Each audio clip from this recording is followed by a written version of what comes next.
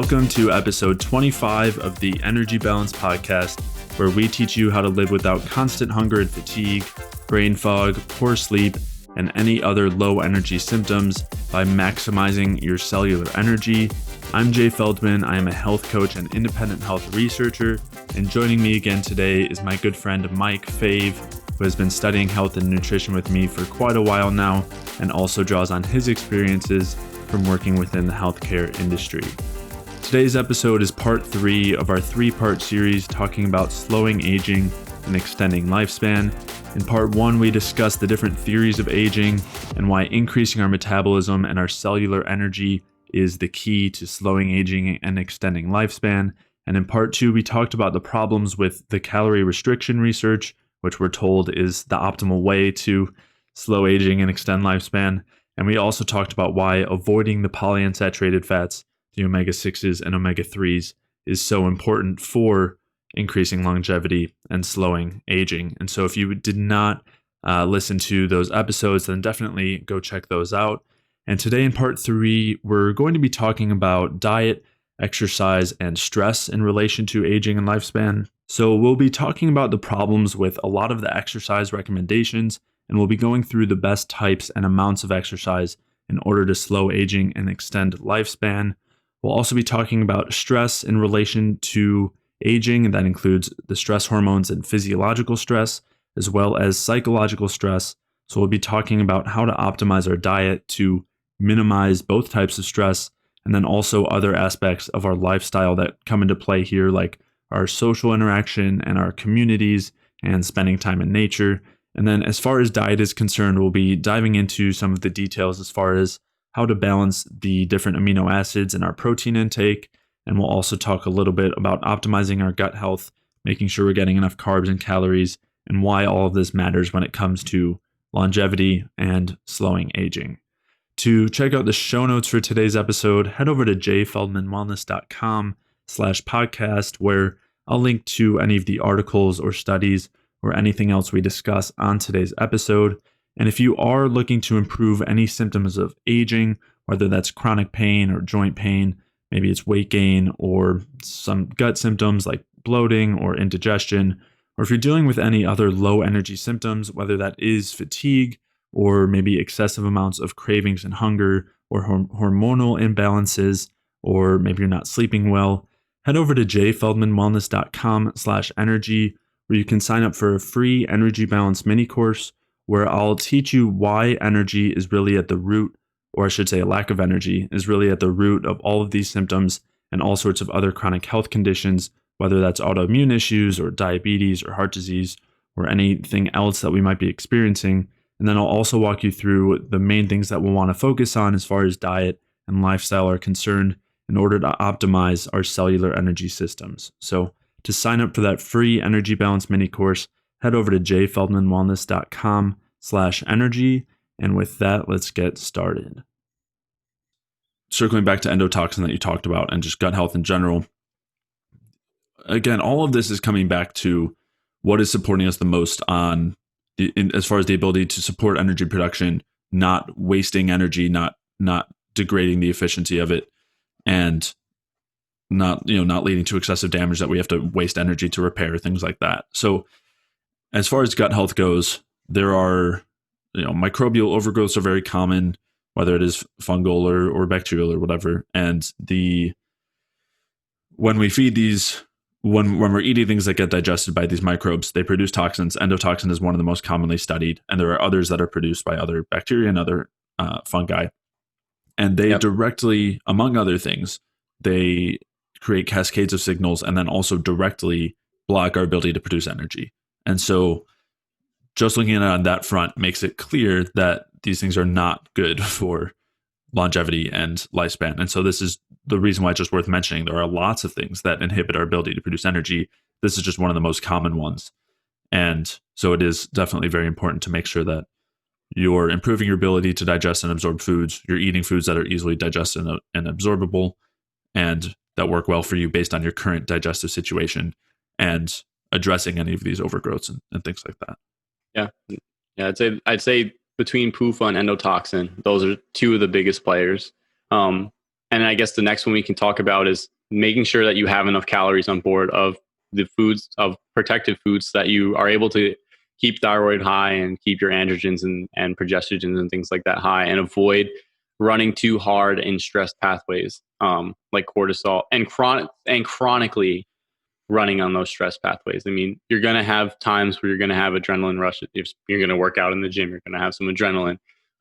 There's times where cortisol is going to spike in different situations, whether that's a psychological situation or things like that. You can't entirely get rid of all stress in your life. So those are going to happen, but it's the avoidance of chronic elevations of these adaptive hormones, and things like gut inflammation can chronically elevate cortisol and things like that, through via endotoxin and things like that. So it's important to keep that low. But the other way is having enough carbohydrate on board from easily digestive sources, and that really, again, that there's some individual variation with that. Some people do better with certain starches. Some people do better with fruits and juice. So making sure you're eating enough of those, and then making sure you're having adequate fat sources from saturated fatty acids, monounsaturated fatty acids. And we've gone through these before: beef tallow butter, coconut oil, cocoa butter, macadamia nut oil. Things like that are really helpful. And then making sure you have adequate protein intake. And there's some theories about decreasing methionine and tryptophan and cysteine, like we talked about above. And then there's the whole ideas now of protein fasting and things like that. What my recommendation would be is, because I mean, I guess you could protein fast certain days of the week if you really wanted to, but I think a decent amount of protein is helpful in overall for maintaining muscle mass, maintaining liver function and things like that. And then you can basically balance out some of these amino acids by taking in proteins like collagen or gelatin, depending on what, or bone broth, depending on what agrees with your stomach or what agrees with your gut. I mean, I wouldn't say to continue to take something if it's irritating you or not agreeing with you. And this is basically because of the high amount of glycine and proline within the collagen protein that can balance out methionine and and it does. The collagen actually doesn't have a high amount of tryptophan, so yeah, a decent amount of collagen can balance out some of these other proteins that you get in muscle meats, whether that's steak or chicken or seafood or whatnot.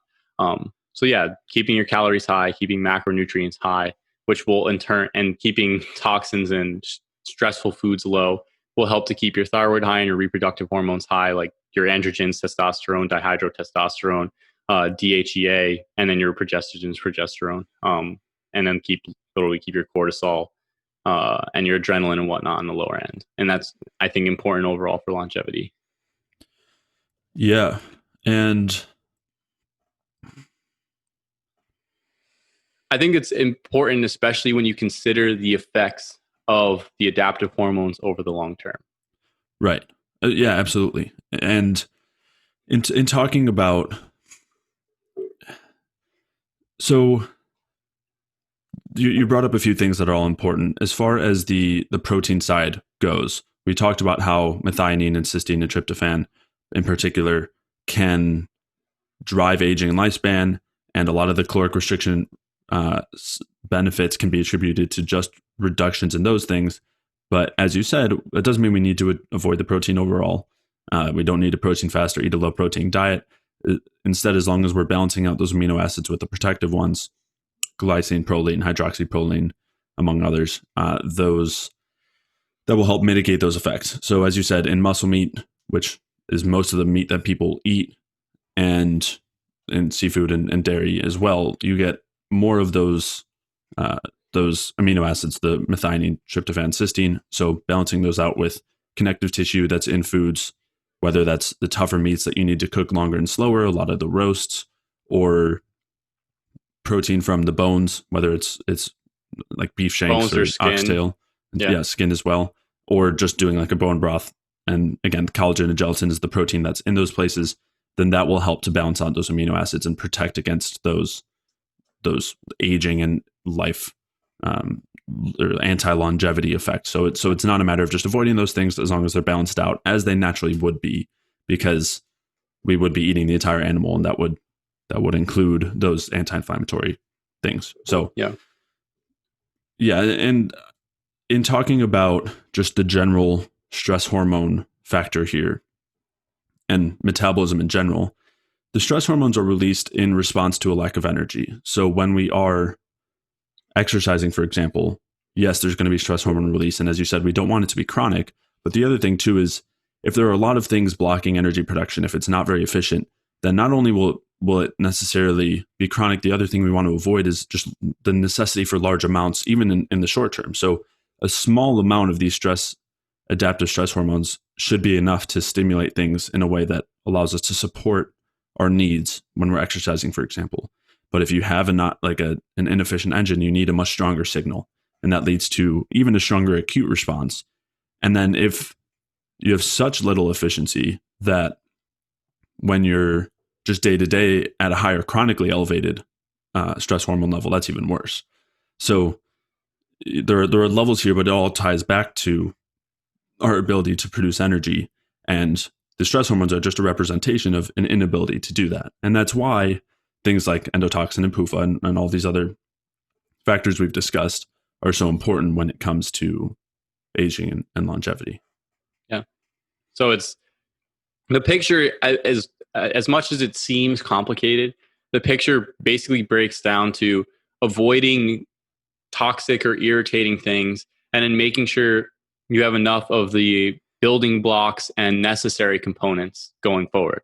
And that's basically what the picture is. And the reason there is a degree of individuality to this. So and it really comes down to, in some instances, to people really testing out the different foods that work for them and things like that. And so what we're providing here is just basic ideas or basic foods to try, basic guidelines to sort of work out. And we have other episodes where we talk about different macronutrient ratios and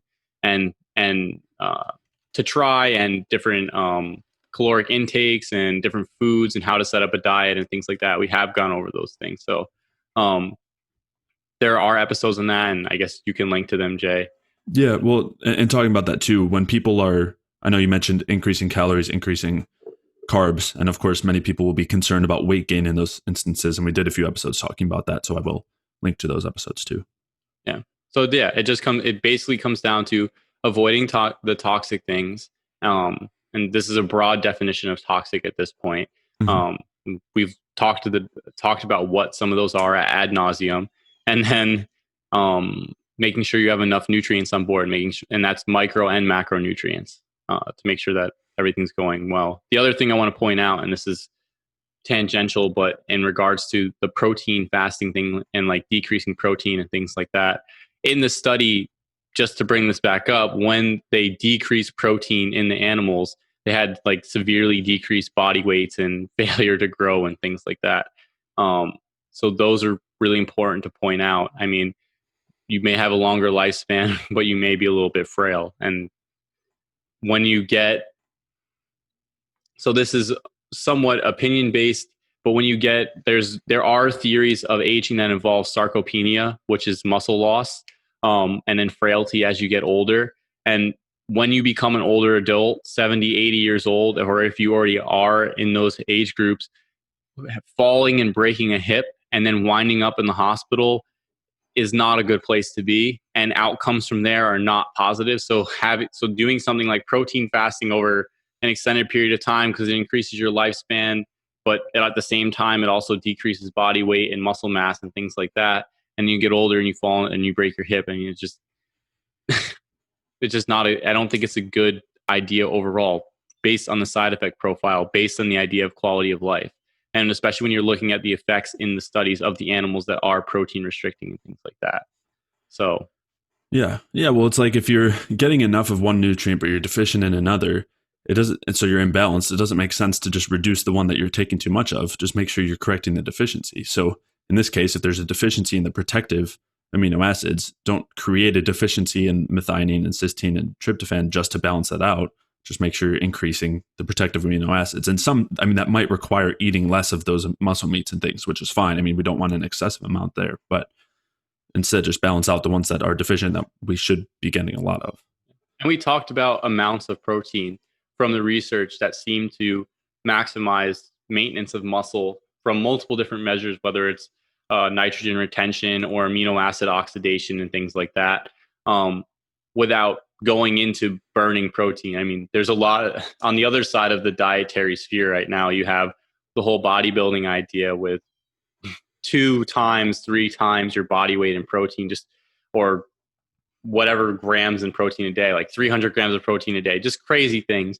Which, I mean, if you're on steroids and your goal is to be a fitness model and things like that, it's a different story. But from a health perspective, having that much protein may not necessarily be necessary. It'd be better to be filling with good fat sources and carbs and things like that, especially from a hormonal profile perspective, and especially from a liver perspective and ammonia perspective and things like that. Yeah. The excess protein requires stress hormones to be converted to carbohydrates, and that's one of the bigger concerns there. And as you mentioned, ammonia is a byproduct there. So there are concerns there, and it also typically means that you end up not getting enough of the other nutrients, the other macronutrients like carbs. Typically, people are overeating protein, are doing it because they're depriving themselves of enough carbohydrates. And yeah, another fact. So when we did talk about this before, I think it was in that macronutrient episode, which I will link to, but the research does point to around 0.7 grams per pound of body weight being that kind of ideal area, which is a lot less than 2 grams per pound, and obviously or whatever. Yeah, there's some crazy amounts of protein I've seen people say that they eat. The other thing I want to point out here is that in a lot of these things, and depending on where you're reading and things like that, people see that, oh, if I reduce this one thing or I add this one thing in a certain amount and it has a beneficial effect, then if I reduce it way more or I add way more, then the effect's going to be even better. And a lot of times, at least in my experience with a lot of this stuff, is there's a Goldilocks zone or a sort of like a balance point where you need some of these things. So for example, on the repeat form and things like that, lowering iron, getting your iron really low and things like that, and making sure that you're not storing excess iron. Yes, excess iron is a problem for sure. And storing excess iron is a sign of something going on, especially if you're pushing high amounts of ferritin. And then there's certain diseases like hemochromatosis, which is like a genetic disease, a genetic iron storage disease where you have way too much iron. Those all cause problems. But being very deficient in iron is also a problem. Being anemic is also a problem. So with all of these things, I mean, to some exception with PUFAs, there is a Goldilocks zone. There is some degree of necessary amount. The question is, where is that necessary amount? And even with PUFAs,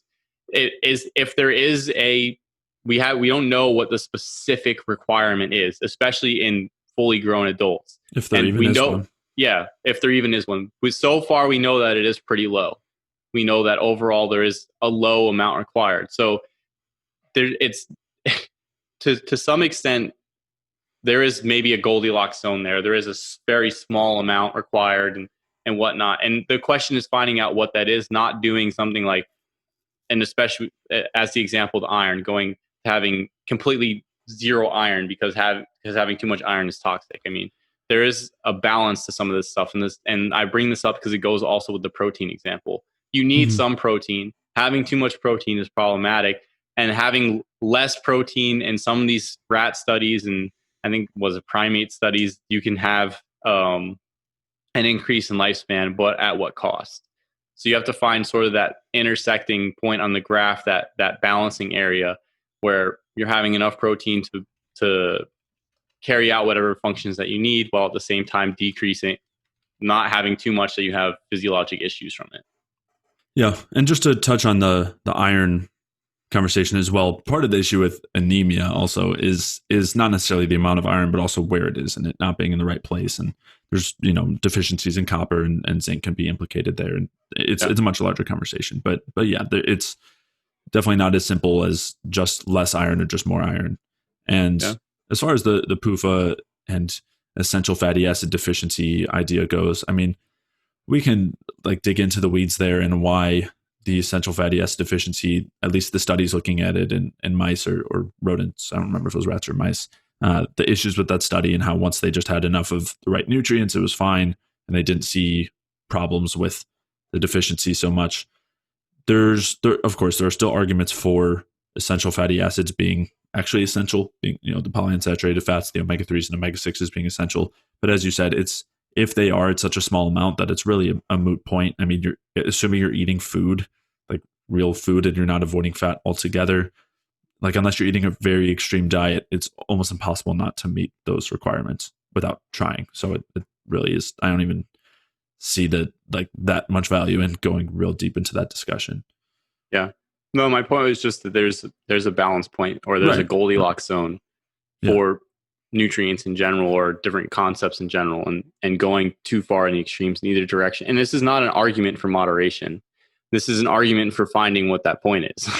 Yeah. It's not since there's all these points, these Goldilocks zones, or these balance points, or these ranges that make the most sense. Well, I'm just going to do everything in moderation. Well, I mean, I think it's more important to find out what those points are for an individual's context and things like that, and at least, or an estimate, or get close to it. Yeah. And then sort of go from there.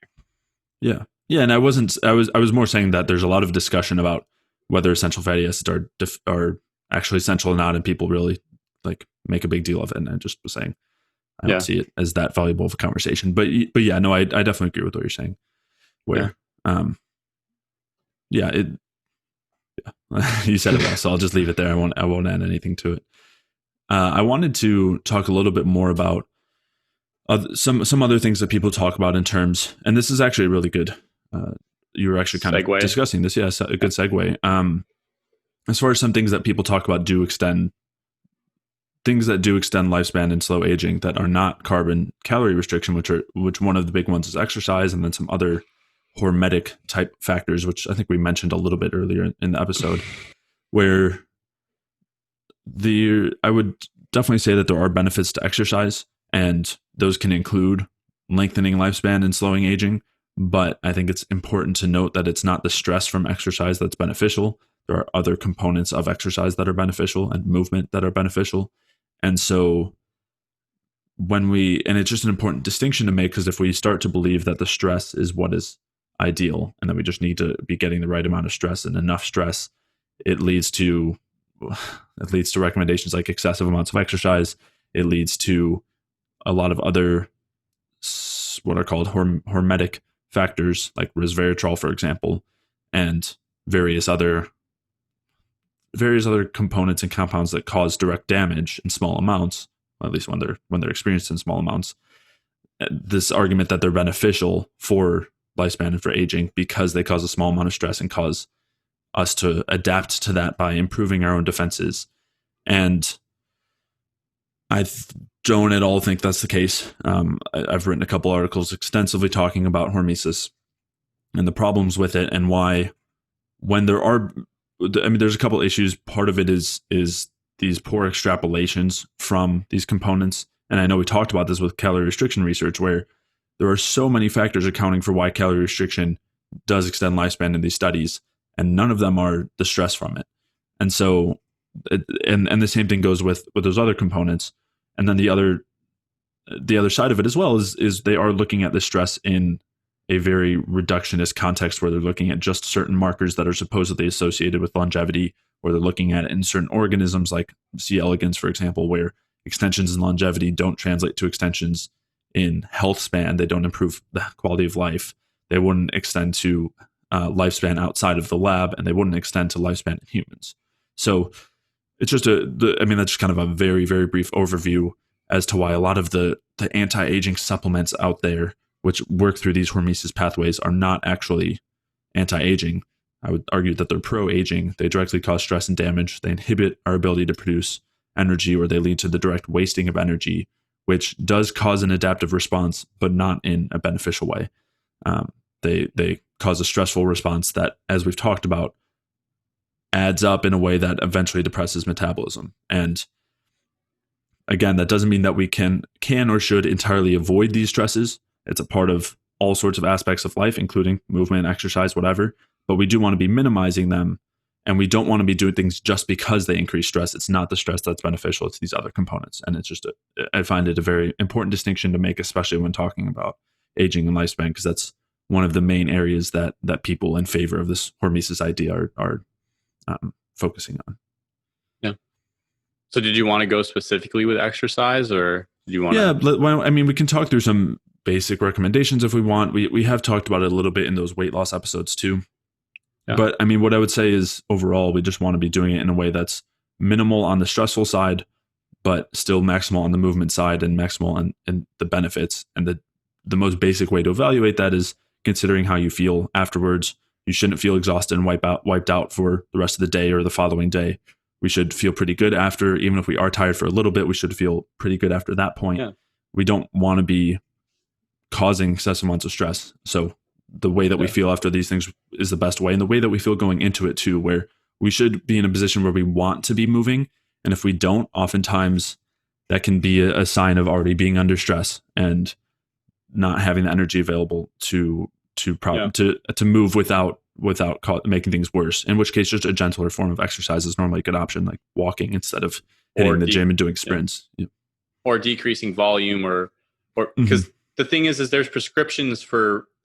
there's general guidelines and prescriptions for different, especially with bodybuilding and stuff like that, for volume and whatnot. But at the same time, you have to be able to recover from what you're doing. And so the excessive stress comes in when you're doing things that you just cannot recover from. And that where your adaptive process is in slowing down the system because your body cannot recover from what's going on. So the point is to not get into that range. The point is to not have to tap into those reserves and things like that. And this is from a health perspective. If you want to be Mr. Olympia, that's a different perspective. That's a different story. Or a marathon runner. Or like a marathon. Yeah, like an Olympian athlete. Yeah. Those are different perspectives. Those are different goals. And they may have some sacrifices involved. From a health perspective, and even from the perspective of I just want to look good, it's not really necessary to kill yourself. There's a proper diet and a decent amount of stimulus with exercise, and depends on what you want to do, should be enough to maintain looking good and things like that, and to feeling good and to being healthy. And besides just the idea of building muscle, because I think a lot of, and especially at least where I've come from, and I think to some extent where you've come from, the idea of exercise has been lifting weights, has been getting more muscle, has been things like that. And besides doing that, the idea of play is important, and enjoying some of the exercise you're doing. Like, for example, just recently picking up paddle boarding or something like that. It's enjoyable. It doesn't seem like exercise. It's just something that's fun. There's a degree of challenge in it, especially when you're first starting and you're trying to do it in surf and stuff like that. So that stuff, the play aspect is engaging on a mental level, on a neurologic level, which is a physiologic level. And then the other thing is just moving in general, and just going through different ranges of motions, and maintaining mobility. And I mean, the movement in general moves the lymphatic system through, or moves lymph throughout the body through the lymphatic system. All that stuff has beneficial effects, besides the idea of building muscle and getting strong and having six-pack abs and things like that. And I think that's what, I mean, at least for me, for a long time, and I know for a decent amount of people, that's their idea of movement and exercise and things like that. And as exercise in general, I think a broader category of movement and play and things like that is just important. And there's even studies just showing just daily walking, just walking in general, seeing new things and whatnot is helpful in and of itself, from increasing insulin sensitivity and changing inflammatory markers and things like that. So just even movement like that is important, and getting outside and spending time outside and in the sun and things like that. So there's a whole series of aspects that I think are important, besides the aspect of I need to deadlift 400 pounds, have six-pack abs, and a 72-inch pecs and things. It's just ridiculous things like that. Yeah, or like the excessive cardio, like the running on a treadmill, elliptical for 30 minutes, an hour, all those sorts of things, or a lot of the boot camps and the classes where, and even the sports too. So like, it's unfortunate because a lot of those things are very enjoyable for people where they want to participate in a sport or they want to do some sort of class, but a lot of times too, they're really trying to push you and push you through that stress and into further and deeper stress. And it's rare that those sorts of things are built on moving well and not being too stressful, but being intense enough that you can handle it well and enjoy it. And so So yeah, finding that balance, and maybe, and as you mentioned, paddleboarding is great, and there's a ton of other sports, whether it's pickup Any basketball martial or arts, tennis or martial arts, which again, the conditioning the side of it mentality, yeah. can be detrimental. But yeah, there's a lot of options there. And as you mentioned, just walking has been is like shown to be helpful, hiking and things like that, where you're outside. Also just moving around your house, like daily activities within the house, have been shown to be impactful compared to just sitting for most of the day and being sedentary. So having that sort of movement, whether like in all of those forms, and as you're saying, it does not have to be in the gym, it does not have to be chronic cardio on machines, it does not have to be lifting weights, but having that movement, and if you want to call it exercise, is really important, and I would say is important for aging and longevity, but not the stress side of it. And so we don't want to be forcing that stress side. Again, all this depends on your goals, but from the health from a health and perspective, metabolism standpoint. And that doesn't mean that if you want to lift weights to not lift weights, or if you want to go for a run, don't go for a run. I mean, I wouldn't say go for a 10-mile run, but if you want to just go and do like a nice jog around the block or in the park or something like that, I don't think any of those things are terrible, or a walk around the park or anything like that is a terrible idea. If you enjoy lifting weights, or you want to go paddleboard, or you want to go surf, or you want to go for a swim, I would say getting out of the idea of moving or exercising, besides, obviously lifting weights or something like that, a gym is required, but running on a treadmill or doing the elliptical or something like that, what I would say probably be more beneficial, go for a bike ride. Yeah, or walk around. Go for a walk. Yeah. Go for a walk around somewhere or something like that. I think that because I think overall, even from a neurologic perspective, it'd be more stimulating. Seeing new things, go on a new route or something like that. Or go and do it with other people, have a community aspect with it. Go bike together or something like that. I think those aspects change the response to the activity. So if you say you go and I'll give an example. I'll go play basketball with my friends, right? I'll run a decent amount. I'll be out of breath, but I don't notice it. I don't feel it at all because of the stimulating aspect mentally of playing the game and interacting with my friends and things like that. It changes it. It really does change it. Or even if you're doing martial arts with a bunch of other people, like if you do jujitsu, learning a new technique or learning a different way to perform a particular technique, things like that. You could be out of breath, you could be a little bit tired, but you don't feel it because you're stimulated mentally by it, and you're doing it as like a community aspect. And so I think those things really, really can change some of the aspects and take it away from, I need to do X number of minutes on the treadmill per day, and then I'm done. And it's like, oh, I have to do this. I think having that aspect of like, yeah, I'm going to, whatever about the treadmill, no treadmill, I'm going to go for a walk today. I'm going to go somewhere new to go for a walk. I'm going to go with my friends. We're going to go for a hike somewhere new, or we're going to go kayak somewhere new, or something like that. I think it would be a lot. You see a new place and you're interacting with people, and you're also moving around and things like that. I think that would be a lot more beneficial. And the other thing I want to point out here is I think a lot of the whole cardio and treadmills and ellipticals and things like that comes from a perspective of maintaining weight, and making sure that you maintain a specific figure. So I think movement is important to some extent for maintaining muscle mass and muscle tone and things like that. But as far as not getting fat or not putting on excess weight, I think that mostly comes down to diet. Like very much most significantly comes down to diet. In my experience, I cannot work out at all and my appetite will decrease a little bit. And then I just eat without having to specifically count calories or anything like that. And I just maintain my weight. So yeah, and I mean, movement can definitely be helpful there for sure, especially if you're sedentary. Yeah, but yeah, but I really think it comes down to diet as far as weight maintenance and things like that. Yeah, I think that's definitely a bigger component. I do think movement is important, and not being sedentary can make a big difference. It's all contextual, so it's hard to say in any, what is more impactful. But another thing I would say too is we don't need to avoid intensity as far as exercise goes. But again, as you were mentioning, having it being mentally stimulating, cognitively stimulating does make a big difference, and also just doing it in the level that you can handle. So having it be intense and being out of breath is fine, but it's just a level of how far you push yourself and how conditioned you are for that. So those are things to keep in mind. Don't try 5K on your first day. Yeah. Yeah. And you kind of alluded to like the social side of things. And I do think that in talking about lifespan and aging, that is a pretty important component. Just having a stimulating life in general, whether that is doing things that you're passionate about, whether it is for work or outside of work, feeling like you're contributing, whether that's, again, through the work that you're doing most of the day or through some sort of volunteering or just discussions with people or helping others in whatever way. I think that's all helpful.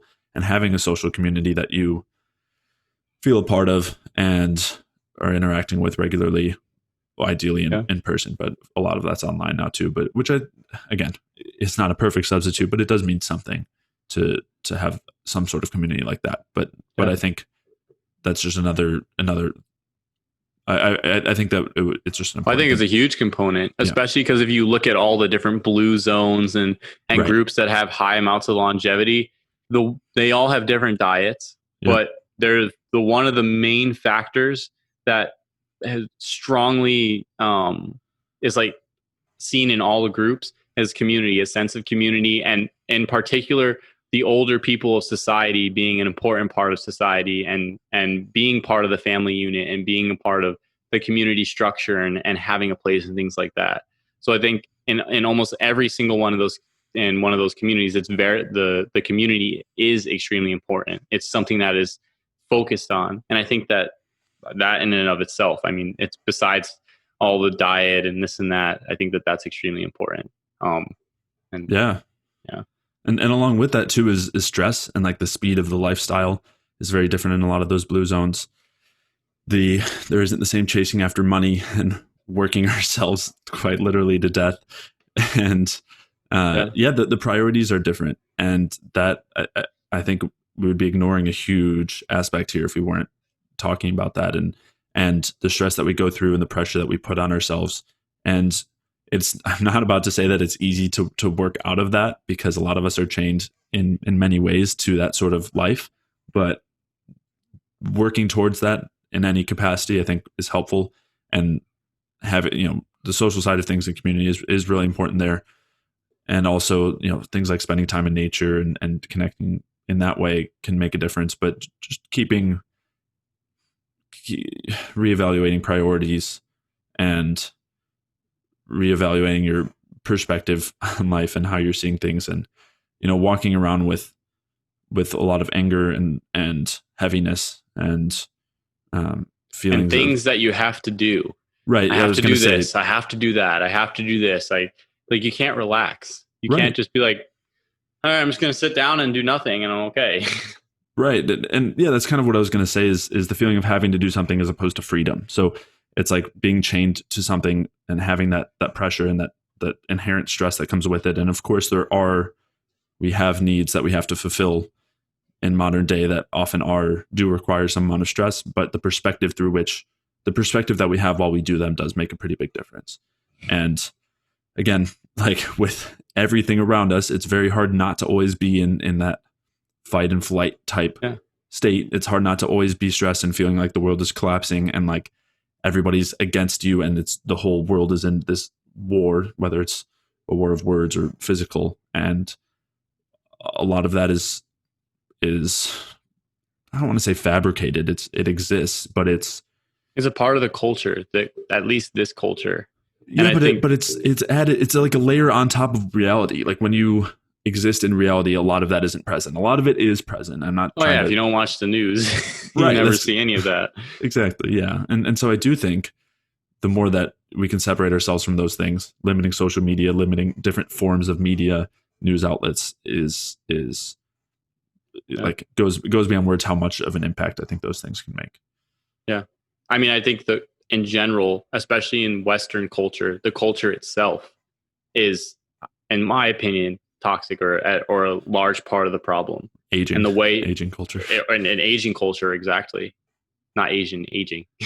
Yeah. I think I said it may sound like Asian, but yeah. Oh yeah, like it ages you, the culture. Yeah. And just on multiple fronts, I mean, there's the values that are placed within the current culture is just I think are problematic for a lot of people. The focus on material gain and material needs over things like family and community and relaxation and taking care of yourself and longevity and things like that. A lot of things are focused mainly on making money and achieving some sort of arbitrary status and things like that. And I mean, some those things are important. You do need money to live. You do need resources and things like that. But at the same time, and there needs to be a balance to some extent with having time for yourself, with taking care of yourself, with having community, with having leisure time, with all those types of things are really important. And I don't think that they're super valued to a lot of what's going on in our society. A lot of things come down to profits. I mean, this is an entirely different conversation, but to some extent, and the thing is I think recognizing it is important. And I don't think it's a good idea to stress about the stress of the culture, but to know that there is other ways or other concepts of living besides the model that we grew up in and things like that. Yeah. Yeah. We've quite literally been sold on this idea of consumerism. You had mentioned material things, but this idea that the things that we buy will fulfill us, they'll make us happy, whether it is a car or clothes that we feel like we need to express ourselves with, or fancy house, whatever it is. And as you said, it's helpful to evaluate where those thought processes are coming from, how they bias our lives, what they influence us to do, and how much they take away from our focus on our family, our friends, ourselves, the real world around us, like the trees, the grass, and the sun. Like, what are we sacrificing in our lives daily for these things that we've been sold into thinking that we need, when in reality we don't? And by moving away from that, how much freedom can we gain? And as you said, it's not a matter of stressing about this. It's just a matter of evaluating where our thought processes are, where our priorities are, and making small shifts towards. There's an awareness. There needs to be an awareness about what and a lot of people, I drive a BMW or I drive a Mercedes Benz and I live in a mansion, but I have a 50-inch waist, diabetes, et cetera, et cetera. It's like, there's a lot, and it's not to make fun of anybody in those particular situations, but it's being aware of what are you sacrificing for what you're gaining? Like, what trade-offs are you making? Are you working 80 hours a week to maintain those things and having a hard time sleeping and things like that? Just, and if that's what you want to do, that's fine. If that's your decision, that's fine. But at the same time, I mean, being aware of what you're trading for. And in some cases, people are in situations financially and whatnot where they have to work like that. And I mean, I understand. I don't know what else to tell people how to get out of them. We can try and help with diet and stuff like that and different supplements and whatnot and lifestyle hacks and whatnot. But at the end of the day, some of that, the stress of those different situations is problematic in and of itself on physiology overall. The other thing before I know you want to jump in, but the other thing I want to point out is the element of competition in our society versus cooperation and collaboration.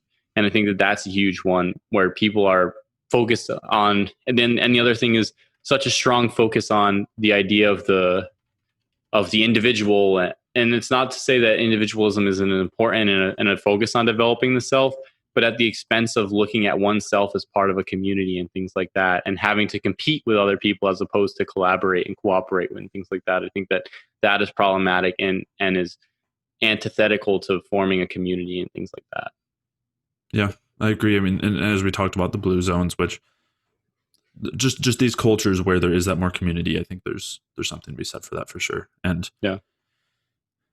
you had mentioned just kind of like a picture of somebody who has a lot of money and they have their BMW, a nice house, but maybe their health isn't great. And a lot of times it does, that might not be somebody who is overweight. It might be somebody who wakes up at 5 a.m. to work out for an hour before they get into their, they go home, shower, and then they get to work by 7 and they're in the office until 7 p.m. or whatever. And they work on weekends as well. And they might not be overweight, but that doesn't mean that they aren't healthy, stressed. And it also definitely does not mean that they're enjoying their lives or they're spending enough time with the people they care about or anything like that.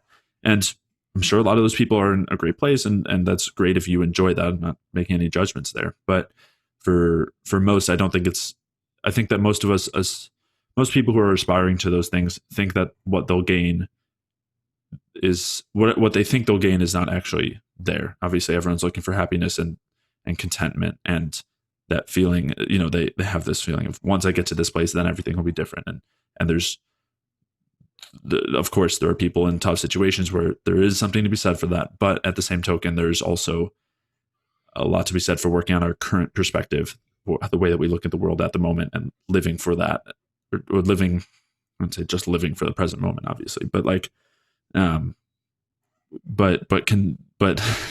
living in the present as opposed to always chasing a future. Yeah.